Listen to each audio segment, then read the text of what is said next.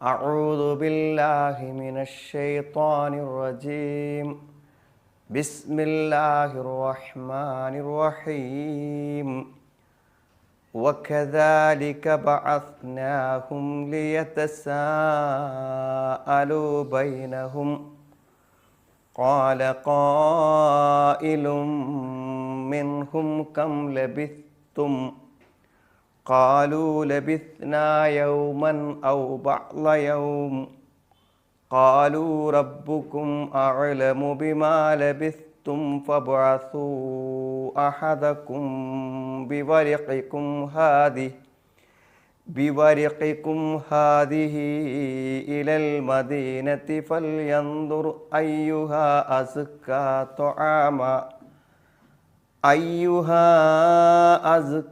طعاما فليأتكم برزق منه وليتلطف ولا يشعرن بكم أحدا إنهم إن يظهروا عليكم يرجموكم أو يعيدوكم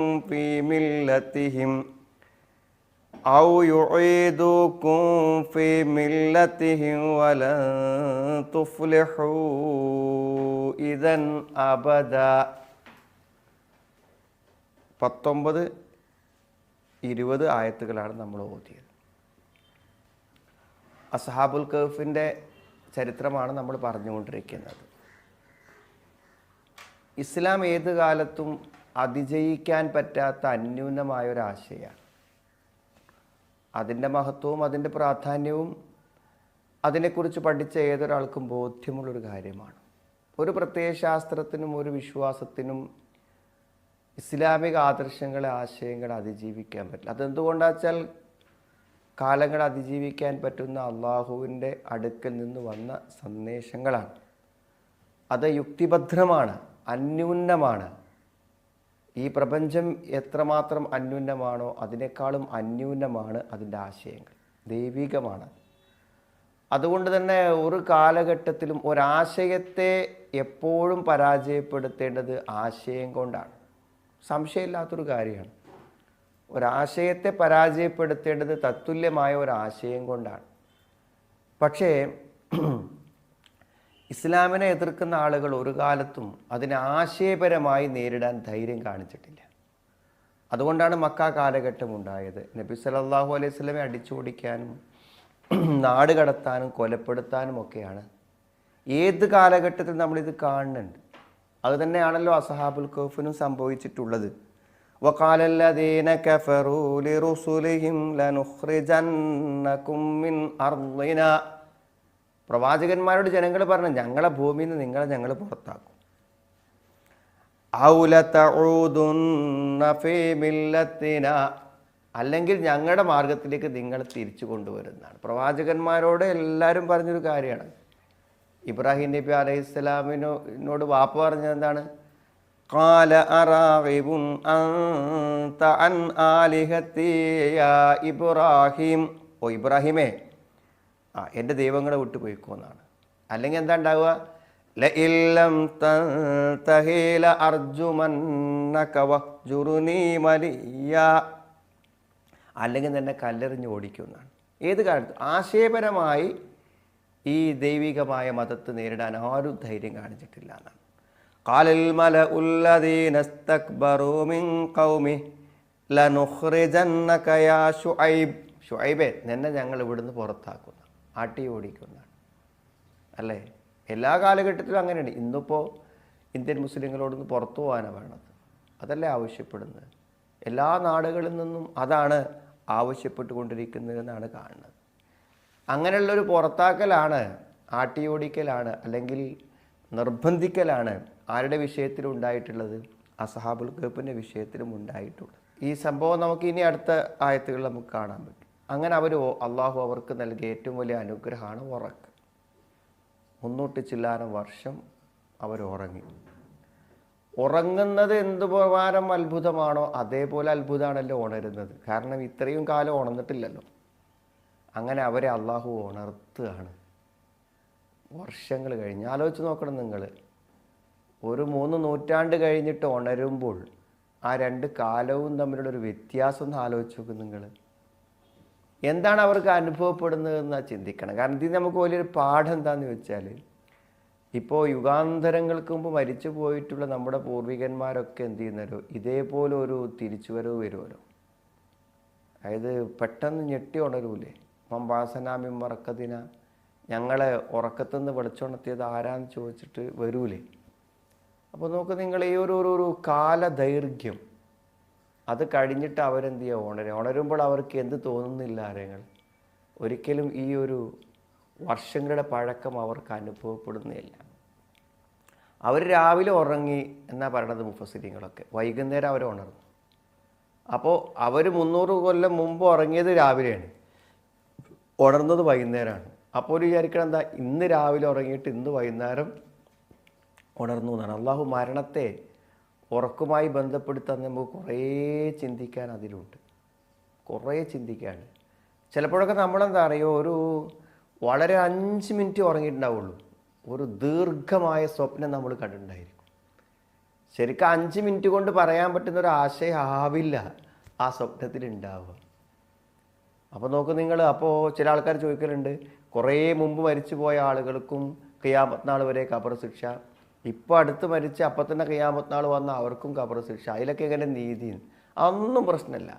ഉറക്കത്തോട് മരണത്തെ ഉപമിക്കുന്നതോട് കൂടെ തന്നെ എന്ത് ചോദിച്ചാൽ, ആ ഉറക്കത്തിൽ കുറഞ്ഞ സമയം കൊണ്ട് കൂടുതൽ ശിക്ഷയോ കൂടുതൽ സമയം കൊണ്ട് കുറഞ്ഞ ശിക്ഷയോ ഒന്നും കൊടുക്കുക എന്നുള്ളത് എന്തല്ല, ഇതൊന്നും പ്രശ്നമല്ല. എന്തും ഉറക്കത്തോട് ബന്ധപ്പെട്ട് ഉറക്കത്തിൽ എന്തും സംഭവിക്കാമല്ലോ. നമ്മൾ ഒരിക്കലും വിശ്വസിക്കാത്ത കാര്യങ്ങൾ ഉറക്കത്തിൽ നമ്മൾ വിശ്വസിക്കും. അതാണ് എന്തും നമുക്ക് നമ്മുടെ ചിന്തകൾക്കോ ബുദ്ധിക്കോ യുക്തിക്കോ നിരക്കാത്ത എന്തൊക്കെ കാര്യങ്ങൾ നമ്മളെന്തായിരിക്കും. മരിച്ച ആളുകളെ തിരിച്ചു വന്ന് നമ്മൾ കാണും, മരിച്ച ആളുകൾ തിരിച്ചു വന്ന് നമ്മൾ കാണൂല. പക്ഷെ നമുക്കൊന്നും തോന്നുന്നില്ലല്ലോ ഉറക്കത്തിൽ. നേരെ സമയത്ത് നമ്മൾ ഒരാളെ അല്ലാതെ കാണുകയാണെങ്കിലോ അവിടെ തന്നെ പേടിച്ച് ബോധം കെട്ട് വീഴില്ലേ. അത് ഉറക്കവും മരണവും തമ്മിലുള്ള ഒരു ബന്ധം ഭയങ്കരമാണ്. ഇപ്പോൾ ഇവർ എഴുന്നേൽക്കുമ്പോൾ ഉണ്ടാവുന്ന അവസ്ഥകൾ നമ്മളൊന്ന് പഠിച്ചു നോക്കുക. വകദാലിക ബഅത്നാഹും ലിയതസാഅലു ബൈനഹും, അപ്രകാരം ബഅത്നാഹും, നാം അവരെ എഴുന്നേൽപ്പിച്ചു. ബാസ് തന്നെ പറയാം, ഖിയാമത്ത് നാളിൽ വരുന്നതിനും ബാസ് തന്നെ പറയാം. അവരെ നാം എഴുന്നേൽപ്പിച്ചു. ലിയതസാഅലു ബൈനഹും, അവർക്കിടയിൽ അവർ പരസ്പരം ചോദ്യം നടത്തുന്നതിന് വേണ്ടിയതാണ്. അത് ഷെയ്ഖ് സാലിഹ് ഇബ്നു ഉസൈമീൻ റഹ്മത്തുള്ളാഹി പറഞ്ഞു, എഴുന്നേറ്റ് കഴിഞ്ഞാൽ നമ്മൾ ചുഖോടും നല്ല ഉറക്കാട്ടോ ഉറങ്ങിയത്. അങ്ങനെ നമ്മൾ ഉറക്കത്തെ പറ്റി അവലോകനം ചെയ്യൂലേ, എപ്പോഴെപ്പോൾ ഞാൻ ഉറങ്ങിയത് ചോദിക്കും. അതേപോലെയുള്ളൊരു ചോദ്യമാണ്. അപ്പോൾ ഉറക്കം എന്ന്, എപ്പോൾ എന്നതിനെക്കുറിച്ചുള്ള ഒരു അന്വേഷണം, ഒരു പഠനം, ഒരാലോചന, ഒരു ചിന്ത, ഒരു ചർച്ച, അത് നടത്തുന്നതിന് വേണ്ടി അവരെ നാം ഉയർത്തെഴുന്നേൽപ്പിച്ചു. അങ്ങനെ ഉണർന്ന ഉടനെ നമ്മളതല്ലേ ചോദിക്കുക, ഉറങ്ങിയതിനെ പറ്റിയല്ലേ ചോദിക്കുക. എന്താ ചോദിച്ചത്? ഖാല ഖായിലും മിൻഹും കം ലബിസ്തും, നിങ്ങൾ എത്ര കാലം കഴിച്ചു കൂട്ടി എന്ന്. ഖാല ഖായിലുൻ, ഖാല പറഞ്ഞു, ചോദിച്ചു. ഖായിലുൻ ചോദിക്കുന്നവനെ ഇസ്മു ഫായില. അപ്പോൾ ചോദിക്കുന്ന ഒരാൾ ചോദിച്ചു, നിങ്ങൾ എത്ര കാലം കഴിച്ചു കൂട്ടി എന്ന്. ആരാണത്? അവരെ കൂട്ടത്തിൽ പെട്ട ഒരാൾ എന്ത് ചെയ്തു, ചോദിച്ചു നിങ്ങൾ എത്രയാണ്. അത് ഒരു സംഭാഷണ ശൈലിയാണത്. സംഭാഷണ ശൈലി തഫ്സീർ അമ്മാനി മൗലിയുടെ തഫ്സീറിൽ പറയുന്നുണ്ട്. അതായത് നമ്മളെന്ന് പറയുന്നതിന് വരെ നിങ്ങൾ എന്ന് നമ്മൾ ഒന്നിച്ച് നിൽക്കുമ്പോൾ അഭിസംബോധന ചെയ്യുന്ന പോലെയാണ് ആ അഭിസംബോധന വരുന്നത്. ഖാലൂ ലബിസ്നാ യൗമൻ ഔ ബഅ്ള യൗം, ഖാലൂ ലബിസ്നാ യൗമൻ ഔ ബഅ്ള യൗം, നമ്മൾ കഴിച്ചു കൂട്ടിയത്, അവർ പറഞ്ഞു നമ്മൾ കഴിച്ചു കൂട്ടി യൗമൻ, ഒരു ദിവസം അല്ലെങ്കിൽ ഒരു പകൽ, ഔ ബഅ്ള യൗം, അല്ലെങ്കിൽ ഒരു ദിവസത്തിൻ്റെ ഭാഗം, ബഅ്ള യൗം, ഒരു ദിവസത്തിൻ്റെ ഭാഗം, അത്രേ നമ്മൾ ഉറങ്ങിയിട്ടുള്ളൂ. അത്ഭുതമല്ല? നിങ്ങൾ ആലോചിച്ച് നിങ്ങൾ 300 ചില്ലാനം കൊല്ലം ഉറങ്ങിയ ആളുകളെ ഒരു പകൽ, ഒരു ദിവസം, അല്ലെങ്കിൽ ഒരു ദിവസത്തിൻ്റെ ചെറിയൊരു ഭാഗം അത്രേ ഉറങ്ങിയിട്ടുള്ളൂ. പക്ഷേ അവരുറങ്ങിയത് എത്രയാണെന്നും അവരുറക്കത്തിൻ്റെ ഓരോ നിമിഷങ്ങളും തിരിഞ്ഞു കടക്കലുകളും മറിഞ്ഞു കടക്കലുകളും എല്ലാം വളരെ കൃത്യമായി നിരീക്ഷിച്ച് അവർക്ക് സംരക്ഷണവും അനുഗ്രഹവും സൗകര്യങ്ങളും ഏർപ്പെടുത്തി കൊടുത്ത ആരാണ്? അള്ളാഹു അല്ലേ? അള്ളാഹുവിനറിയാം. ഖാലൂ റബ്ബുക്കും അഅലമു ബിമാ ലബിസ്തും. അവർക്കൊരു സംശയം ഉണ്ടായി, എന്തൊക്കെയോ മാറ്റങ്ങൾ കണ്ടപ്പോൾ അവർ പറഞ്ഞു, നിങ്ങളുടെ റബ്ബിനറിയാം നിങ്ങൾ എത്രയാണ് കഴിച്ചു കൂട്ടിയത് എന്ന് ഏറ്റവും നന്നായി അറിയുന്നവൻ നിങ്ങളുടെ രക്ഷിതാവാകുന്നു എന്നാണ് പണ്ഡിതന്മാർ പറയുന്നുണ്ട്. അറിവിനെയും അന്വേഷണത്തെയും പ്രോത്സാഹിപ്പിക്കുന്നുണ്ട് അതിൻ്റെ ആശയം. അറിവും അന്വേഷണങ്ങൾ ഒരു കാര്യം എന്താണ്, നമ്മൾ അന്വേഷിച്ചും ചർച്ച ചെയ്തും ആലോചിച്ചും പഠിക്കുക. അവിടെയാണ് ഒരാളുടെ അറിവ് വർദ്ധിക്കുന്നത്. അറിയാനുള്ള ഒരു കൗതുകം, മനസ്സിലാക്കാനുള്ള ഒരു താല്പര്യം, അത് ഒരു വലിയൊരു ഗുണമാണ് സുഹൃത്തുക്കളെ. അത് നമുക്കറിയാത്തൊരു കാര്യം ചോദിച്ച് മനസ്സിലാക്കി, അന്വേഷിച്ച് മനസ്സിലാക്കി, വായിച്ച് പഠിച്ചെടുക്കാനുള്ള ഒരു പരിശ്രമത്തെ ഇതിൽ കാണിക്കുന്നുണ്ട് എന്നാണ് പറയുന്നത്. അറിയാനും മനസ്സിലാക്കാനുള്ള ഒരു താല്പര്യം. പിന്നെന്താണ് ഉണ്ടാകുന്നത്? ഇനി നമുക്ക് എന്താ വെച്ചാൽ ആ ഒരു ഉറങ്ങി എഴുന്നേറ്റ സമയത്ത് അവർക്ക് സ്ഥലകാലബോധവും പരിസരബോധവും ഒക്കെ ഉണ്ടാവുന്നതിൻ്റെ ഒരു അവസ്ഥയാണ്. ഉണർന്നപ്പോൾ അവർക്ക് വിഷക്കുമല്ലോ, അവർ സദാ ജീവിതത്തിലേക്ക് വന്നില്ലേ. അപ്പോൾ അവർ പറയാണ്, ഫബ്അസൂ അഹദകും ബിവരിഖികും ഹാദി. ഫബ്അസൂ നിങ്ങൾ അയക്കുക, നിയോഗിക്കുക, അഹദക്കും നിങ്ങളിൽ ഒരാളെ, ബിവരിഖ്. വരിഖ് എന്ന് പറഞ്ഞാൽ വെള്ളി നാണയം, വരിഖ് വെള്ളി നാണയം. ഈ നിങ്ങളുടെ ഈ വെള്ളി നാണയവുമായിട്ട് നിങ്ങൾ ഒരാളെ അയക്കുക, ഇലൽ മദീന പട്ടണത്തിലേക്ക്. പട്ടണത്തിലേക്ക് ഒരാളെ പറഞ്ഞയക്കണം എന്നാണ് ഫുഖാക്കൾ പറഞ്ഞത്. എന്താ അറിയോ, ഈ ഏൽപ്പിച്ചു കൊടുക്കലുണ്ടല്ലോ, വക്കാലത്ത്. നമ്മൾ ചെയ്യേണ്ട ഒരു കാര്യം വേറൊരാളെ നമ്മൾ എന്ത് ചെയ്യുക, ചുമതലപ്പെടുത്തി കൊടുക്കുക. അത് കച്ചവടത്തിലുണ്ട്, ഇടപാടിലുണ്ട്, നിക്കാഹിലുണ്ട്, ഒക്കെ ഉണ്ടല്ലോ വക്കാലത്ത്. ആ വക്കാലത്തിന് തെളിവായിക്കൊണ്ട് ഈ ഒരു ആയത്ത് പറയാറുണ്ട്. കാരണം അവർക്ക് ഭക്ഷണം ആവശ്യമുണ്ട്. അപ്പോൾ അവർ മുഴുവനും ഭക്ഷണത്തിന് പോകണില്ല. ആ കൂട്ടത്തിൽ നിന്ന് ഒരാളെ എന്ത് ചെയ്യാണ്, ഭക്ഷണം കൊണ്ടുവരാനുള്ള ചുമതല ഏൽപ്പിച്ചു കൊടുക്കുക. അങ്ങനെ ഏൽപ്പിച്ചു കൊടുക്കുന്നത് ഇസ്ലാം അംഗീകരിക്കുന്ന ഒരു കാര്യമാണ്, ഇസ്ലാം അനുവദിക്കുന്നൊരു കാര്യമാണ് എന്നതിന് പറയാറുണ്ട്. ഏതായിരുന്നാലും നിങ്ങളൊരാളെ പറഞ്ഞേക്ക് ഈ നാണയം. ആ നാണയം എന്നത്തെ നാണയമാണ്? 300 വർഷം പഴക്കമുള്ള നാണയമായിട്ട് അവരെന്ത് ചെയ്യാണ് പറഞ്ഞേക്കണം. എവിടേക്കില്ല? മദീന. അപ്പോൾ സത്യം പറഞ്ഞത് എന്താ വെച്ചാൽ ഇവർ ഈ ഒരു പട്ടണത്തിൻ്റെ, തിരക്കേറിയ പട്ടണത്തിൻ്റെ ഓരത്താണ് അത്ര ഈ ഗുഹ. അതല്ല ഒരു അത്ഭുതം. എന്നിട്ടും എന്ത് ചെയ്തിട്ടില്ല അറിയോ, ഇവർ കണ്ടുപിടിക്കപ്പെട്ടിട്ടില്ല, അല്ലെങ്കിൽ ഇവർ ഉപദ്രവിക്കപ്പെട്ടിട്ടില്ല, അത് നശിപ്പിക്കപ്പെട്ടിട്ടില്ല. അതാണ് എൻ്റെ ഒരു അത്ഭുതം. കാരണം അതങ്ങനെ ആയിരുന്നു. എത്രയും കാലങ്ങളെ അതിൻ്റെ ഉള്ളിൽ അവരെന്ത് ചെയ്തു, അപകടരഹിതമായിട്ട് എന്ത് ചെയ്തു, കഴിച്ചു കൂട്ടി എന്നുള്ളതാണ്. സത്യത്തിൽ ഇപ്പോൾ ആ രാജാവിൻ്റെ ഉപദ്രവങ്ങളിൽ നിന്ന് രക്ഷപ്പെടാൻ ഇപ്പോൾ എത്ര കുറേ കാലം ആവശ്യമില്ലല്ലോ. പക്ഷെ അള്ളാഹു ഒരു വലിയൊരു ദൃഷ്ടാന്തം, അതായത് ദീർഘമായ കാലം നമ്മൾ മണ്ണിൽ കിടന്നാലും എത്ര വർഷങ്ങൾ കഴിഞ്ഞാലും നമ്മൾ ഖബറിന്ന് എന്ത് ചെയ്യും, അതേ മനുഷ്യരായി പുറത്തു വരും എന്നതിൻ്റെ വലിയൊരു ദൃഷ്ടാന്തമായിട്ടാണ്. വകദാലിക ആസർനാ അലൈഹിം ലിയഅലമൂ അന്ന വഅദല്ലാഹി ഹഖ്.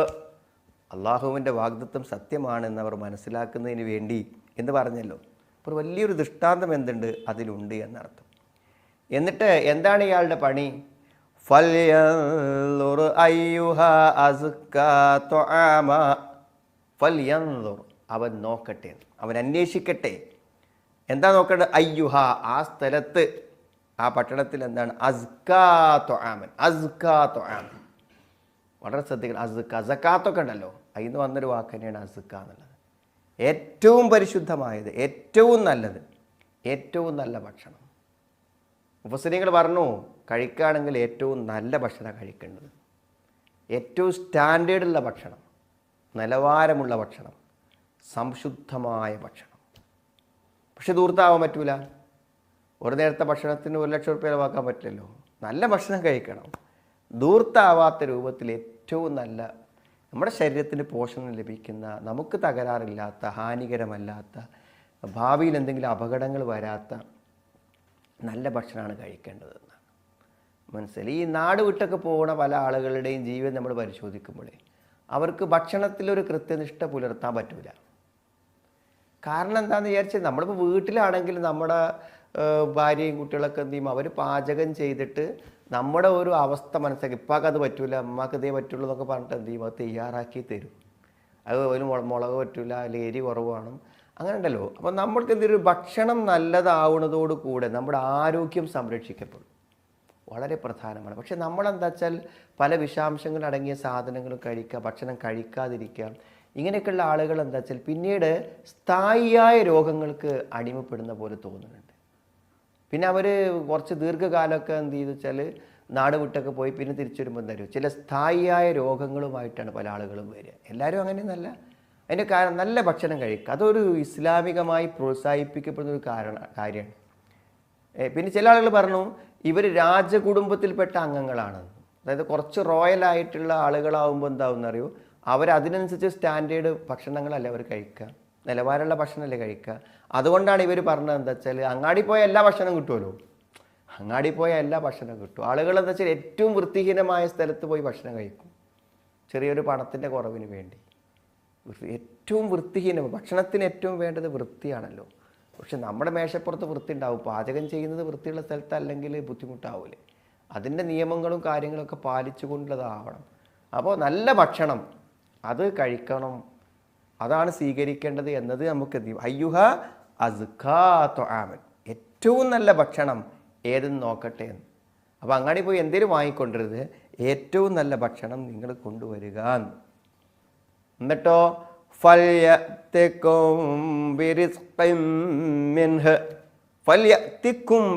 അവൻ നിങ്ങൾക്ക് കൊണ്ടുവന്നു തരട്ടെ ബിരിസ്കം മിൻഹ്, അതിൽ നിന്നുള്ള ഭക്ഷണം.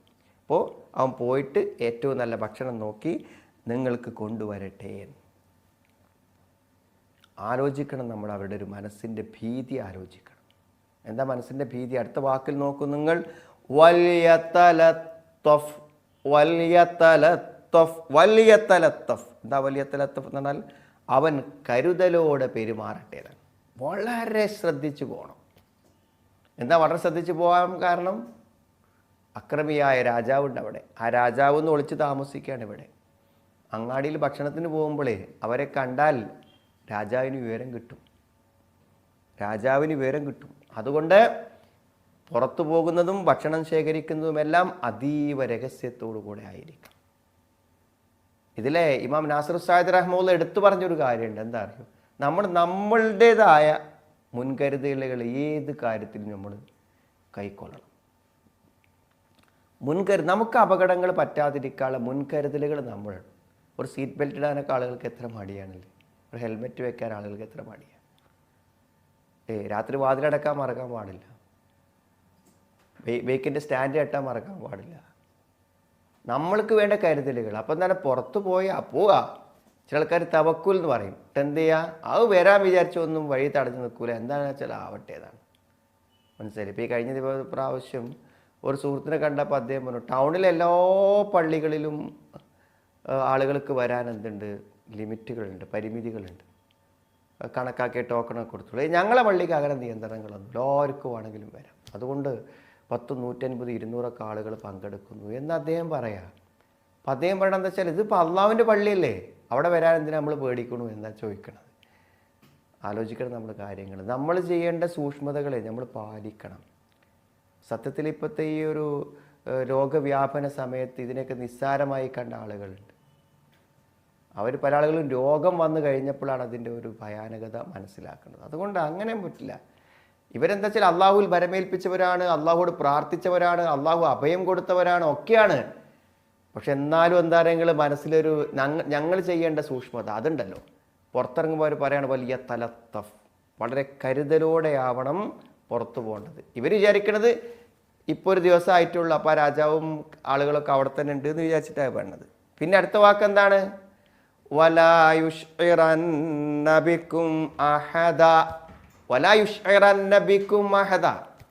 നിങ്ങളിൽ ഒരാളെയും നിങ്ങളെപ്പറ്റി യാതൊരാളെയും അറിയിക്കാതിരിക്കുകയും ചെയ്യട്ടെ. യുഷ്ഇറന്ന, അറിയിക്കുക തന്നെ ചെയ്യാന്നാണ്. വലാ യുഷ്ഇറന്ന, അറിയിക്കാതിരിക്കുക തന്നെ ചെയ്യട്ടെ. നിങ്ങളിവിടെ ഉള്ള കാര്യം ഒരാളോടും പറയാനും പാടില്ല. എവിടുന്നാ വരുന്ന ആൾക്കാർ കാണുമ്പോൾ ചോദിക്കൂലേ, എവിടുന്നാ വരുന്നു, എന്താ വർത്താനം, എന്താ അവിടെ വന്നതെന്നൊക്കെ ചോദിക്കൂലേ. ഒന്നും പറയുകയും ചെയ്യരുത് എന്നർത്ഥം. അപ്പോൾ ആരെയും അറിയിക്കാതെ അതീവ രഹസ്യമായി ഭക്ഷണം പോയി കൊണ്ടുവരാൻ വേണ്ടി ചുമതലപ്പെടുത്തുകയാണ്. നമ്മൾ സൂക്ഷിക്കേണ്ട കാര്യങ്ങൾ നമ്മൾ സൂക്ഷിക്കണം. അത് വളരെ പ്രധാനപ്പെട്ട കാര്യമാണ്. നമ്മുടെ ശ്രദ്ധക്കുറവ് കൊണ്ടും സൂക്ഷ്മത കൊണ്ടും അങ്ങനെയാണ്. ഇപ്പോൾ ഒരു സ്ത്രീ എന്ത് ചെയ്തു, വിഷാദ പ്രശ്നങ്ങളായിട്ട് അപ്പോൾ ഒരു കുറേ ദുരന്തങ്ങൾ അവർക്ക് വന്നിട്ടുണ്ട്. അപ്പോൾ നമുക്കവിടെ ചോദിക്കാനുള്ളത്, നിങ്ങൾക്ക് അതിലെന്തെങ്കിലും റോളുണ്ടോ? ഈ ബുദ്ധിമുട്ടുകളും വിഷമങ്ങളൊക്കെ കുടുംബത്തിന് വന്നതിന് നിങ്ങൾക്ക് എന്തെങ്കിലും റോളുണ്ടോ? ഒരു റോളും ഇല്ലല്ലോ. അങ്ങനെ ഒരു റോളും ഇല്ലെങ്കിൽ പിന്നെ നമ്മളെന്തിനായാലും വിഷമിക്കേണ്ട കാര്യം? നമ്മളതിലൊരു പങ്കും വഹിച്ചിട്ടില്ല. അതൊക്കെ അതിൻ്റെ സ്വാഭാവികതകളിൽ നടന്നതാണ് എന്ന് വരുമ്പോൾ നമ്മളെ സംബന്ധിച്ചിടത്തോളം എന്തിനാണ് നമ്മൾ വ്യാകുലപ്പെടുന്നത് എന്നുള്ളൊരു പ്രധാനപ്പെട്ട ഒരു കാര്യം അതിലുണ്ടല്ലോ. അപ്പോൾ എന്തൊക്കെ വിവരങ്ങൾ നമുക്ക് കിട്ടി സുഹൃത്തുക്കളെ. അള്ളാഹു ഒരു യുക്തിയുണ്ട് അവിടെ ഉറക്കിയതിൽ, എഴുന്നേൽപ്പിച്ചതിലും അള്ളാഹുവിൻ്റെ ഒരു യുക്തിയുണ്ട്. പക്ഷേ ദീർഘമായ 300 ചില്ലാനം കൊല്ലം ഉറങ്ങിയിട്ട് ഒരു പകൽ അല്ലെങ്കിൽ കുറച്ചൊരു സമയം അത്ര അവർക്ക് തോന്നിയതുള്ളൂ. പിന്നെ അപ്പോഴും ഉണർന്നപ്പോഴും അവരെന്താണ്, കുറഞ്ഞ സമയമായിട്ടുള്ളൂ. രാജാവിനുള്ള ഭയം ആരും അറിയാതെ അതീവ രഹസ്യമായി ഭക്ഷണം പോകാൻ വേണ്ടി പറയുന്നു. ധാരാളം കാര്യങ്ങൾ നമ്മൾ മനസ്സിലാക്കി. ഖുർആൻ അങ്ങനെയാണ്. ഖുർആൻ മൗഇലത്തല്ലേ, സതുപദേശമാണ്. നമുക്ക് എന്തൊക്കെ ആശയങ്ങളാണ് ഓരോ ആയത്തുകളും നമുക്ക് ലഭിക്കുന്നത്. ഇനി 20 നോക്കൂ. ഇന്നഹും യൽഹറു അലൈക്കും യർജുമുക്കും ഔ യുഈദുക്കും ഫീ മില്ലത്തിഹിം വലൻ തുഫ്ലിഹു ഇദൻ അബദ. ഇന്നഹും യൽഹറു അലൈക്കും, നിങ്ങളെപ്പറ്റി അവർക്ക് അറിവ് ലഭിച്ചാൽ, ഒരാളും അറിയാതെ പോകണം പറഞ്ഞില്ലേ, വളരെയധികം സൂക്ഷ്മത പാലിക്കണം എന്ന് പറഞ്ഞില്ലേ. എന്നിട്ട് പറയാണ്, നിങ്ങൾക്ക് വല്ല ശ്രദ്ധക്കുറവും പറ്റി നിങ്ങളിവിടെ ഗുഹയിലുണ്ടെന്ന് അവരെങ്ങാനും അറിഞ്ഞാൽ അതെന്തുമാത്രം അപകടകരമായിരിക്കും. എന്തൊക്കെ സംഭവിക്കുക? യർജുമുക്കും ഔ യുഈദുക്കും ഫീ മില്ലത്തിഹിം. യർജുമുക്കും, അവർ നിങ്ങളെ എറിഞ്ഞു കൊല്ലും. അതിതീവ്രമായ തീഷ്ണമായ ശിക്ഷയാണ് എറിഞ്ഞു കൊല്ലുക. എറിഞ്ഞാലാണ്ട് മരിച്ചു കിട്ടണ്ടേ? അതിൻ്റെ വേദനകൾ, ഓരോ ഏറിൻ്റെയും വേദനകൾ പെടഞ്ഞ് മരിക്കുന്ന ഒരവസ്ഥയാണ്. ലനർജുമന്നക്കും, നിങ്ങളെ ഞങ്ങൾ എറിഞ്ഞു കൊല്ലുന്നതാണ്, അതല്ലേ പറഞ്ഞത്. അപ്പോൾ എറിഞ്ഞു കൊല്ലും. അപ്പോൾ അവർ അത്ര കഠിനവും ക്രൂരവുമായി ശിക്ഷിക്കുന്ന അർത്ഥം. അത്ര വലിയ ശത്രുക്കളാണ്, അത്ര വലിയ അക്രമികളാണ് അവരുടെ അവിശ്വാസികളായ ആളുകൾ. അപ്പോൾ എന്തായിരിക്കും അവൻ്റെ അവസ്ഥ? അല്ലെങ്കിൽ എന്താ ഉണ്ടാകുക? ഔ യുഈദുക്കും, അല്ലെങ്കിൽ നിങ്ങളെ മടക്കിക്കൊണ്ടുപോകും ഫീ മില്ലത്തിഹിം, അവരുടെ മതത്തിലേക്ക്. എപ്പോഴും ആ സമ്മർദ്ദം ഉണ്ടാവും.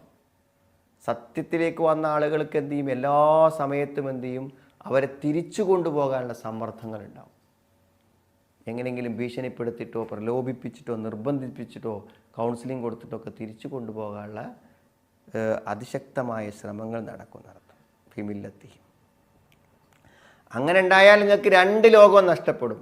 അതാണ് ഈ സ്വീകരിച്ച മതവിശ്വാസത്തെ നിങ്ങളെങ്ങാനും നിർബന്ധിതമായിട്ടോ ഭീഷണിക്ക് വഴങ്ങിയിട്ടോ നിങ്ങൾ വിട്ടുപോവുകയാണെങ്കിൽ 2 ലോകവും നഷ്ടപ്പെടും. വലൻ തുഫ്ലിഹു ഇദൻ അബദ. അങ്ങനെ സംഭവിച്ചാൽ നിങ്ങൾ ഒരിക്കലും വിജയിക്കുകയില്ല. അങ്ങനെ സംഭവിച്ചാൽ നിങ്ങൾ ഒരിക്കലും തന്നെ വിജയിക്കുകയില്ല എന്ന്. അതുകൊണ്ട് നല്ല സൂക്ഷ്മത, നല്ല ജാഗ്രത നിങ്ങൾക്ക് വേണം.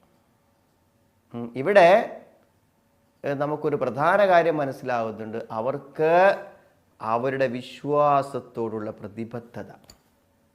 ഒരിക്കലും തങ്ങൾക്ക് വലിയ അനുഗ്രഹമായി കിട്ടിയ ഈ ദീന് കൈമോശം വന്നു പോകരുത്, നഷ്ടപ്പെട്ടു പോകരുത്.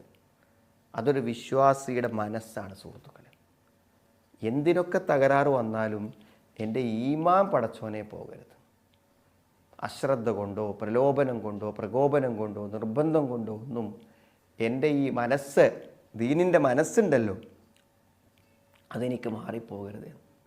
ഇപ്പോൾ വല്ല സമ്മർദ്ദങ്ങളൊക്കെ ചെലുത്തി ഈ വിശ്വാസം തിരിച്ചു കൊണ്ടുപോകുമോ എന്നുള്ള പേടി അവർക്കെപ്പോഴുമുണ്ട്.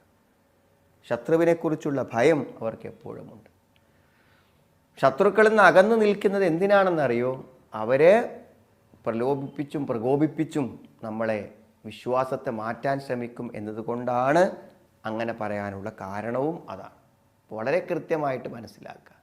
നാം വിശ്വസിക്കുന്നൊരു വിശ്വാസത്തോട്, ആദർശത്തോട് നമുക്ക് അത്രയും ബന്ധമുണ്ടാകണം.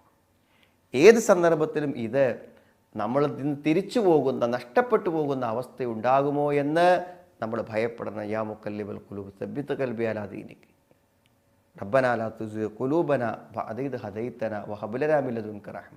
ഇതൊക്കെ ആശയങ്ങളെയാണ് വരുന്നത്. അപ്പോൾ ഇവരെ പുറത്തു പോയിട്ട് ആരെങ്കിലും അറിയുകയാണെങ്കിൽ എന്ത് ചെയ്യും? നമ്മൾ ഒന്നില്ലെങ്കിൽ അവർ നമ്മളെ എറിഞ്ഞു കൊല്ലും, അല്ലെങ്കിൽ അവരുടെ മതത്തിലേക്ക് അവർ നമ്മളെ മടക്കും. അതുകൊണ്ട് നല്ലോണം ശ്രദ്ധിച്ചും സൂക്ഷിച്ചും വേണം പോകാൻ എന്നാണ്. അതാണ് ഈ 2 ആയത്തുകൾ നമുക്ക് നൽകുന്ന സന്ദേശം. ഒന്ന് ഓതി നോക്കാം. അഊദു ബില്ലാഹി മിനശ് ശൈത്വാനിർ റജീം. ബിസ്മില്ലാഹിർ റഹ്മാനിർ റഹീം. وكذلك بعثناهم ليتساءلوا بينهم قال قائل منهم كم لبثتم قالوا لبثنا يوما أو بعض يوم قالوا ربكم أعلم بما لبثتم فابعثوا أحدكم بورقكم هذه إلى المدينة فلينظر أيها أزكى طعاما فليأتكم برزق منه وليتلطف ولا يشعرن بكم أحدا إنهم إن يظهروا عليكم يرجموكم أو يعيدوكم في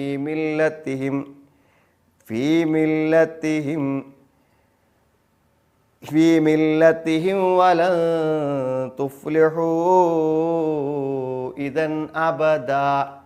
1-2 പ്രാവശ്യം ഓതി അർത്ഥമൊക്കെ ഒന്ന് ശ്രദ്ധിച്ച് സാധിക്കുമെങ്കിൽ മനഃപ്പാഠമാക്കാൻ ശ്രമിക്കുക. അള്ളാഹുവിൻ്റെ വിശുദ്ധ ഖുർആൻ പഠിക്കുന്ന, അതിൻ്റെ പ്രതിഫലം കരസ്ഥമാക്കുന്ന യഥാർത്ഥ വിശ്വാസികൾ നമ്മളെല്ലാവരും ഉൾപ്പെടുത്തുമാറാവട്ടെ. ഒരു ക്ലാസ്സും നഷ്ടപ്പെടാതിരിക്കാൻ നമ്മൾ പ്രത്യേകമായിട്ട് ശ്രദ്ധിക്കണം. ആ സമയത്ത് തന്നെ കേൾക്കാൻ ശ്രദ്ധിക്കുകയും വേണം. റബ്ബന ആതിന ഫിദ് ദുനിയ ഹസന വഫിൽ ആഖിറതി ഹസനത വഖിനാ അദാബന്നാർ വൽഹംദുലില്ലാഹി റബ്ബിൽ ആലമീൻ. അല്ലാഹു